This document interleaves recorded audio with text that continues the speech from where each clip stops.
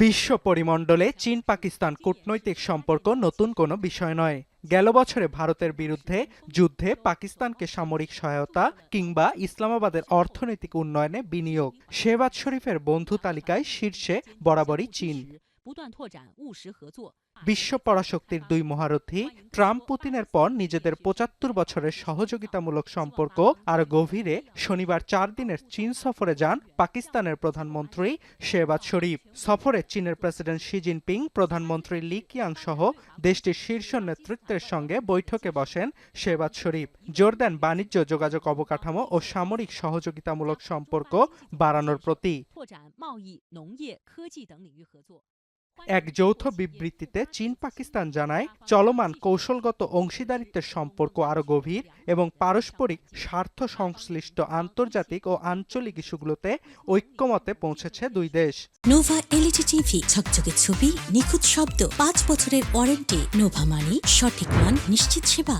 পাশাপাশি বেইজিং ও ইসলামাবাদের মধ্যে $১.22 বিলিয়ন একটি সহযোগিতা চুক্তিও স্বাক্ষর হয়।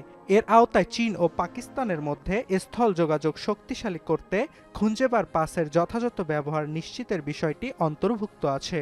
Our friendship goes back to the days of Silk Road, when goods were transported through mules and camels and donkeys.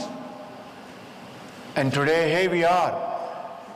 Everything is now being operated through digitization. And China excels in this field more than any other country in the world. I think we need to move with speed and achieve milestones. পাশাপাশি পাকিস্তানের কৃষি, জ্বালানি, কৃত্রিম বুদ্ধিমত্তা, তথ্য প্রযুক্তি সহ আর্থসামাজিক উন্নয়নে বিনিয়োগ সম্পর্ক অব্যাহত রাখতে সম্মত হয়েছেন চীনের ব্যবসায়ীরা।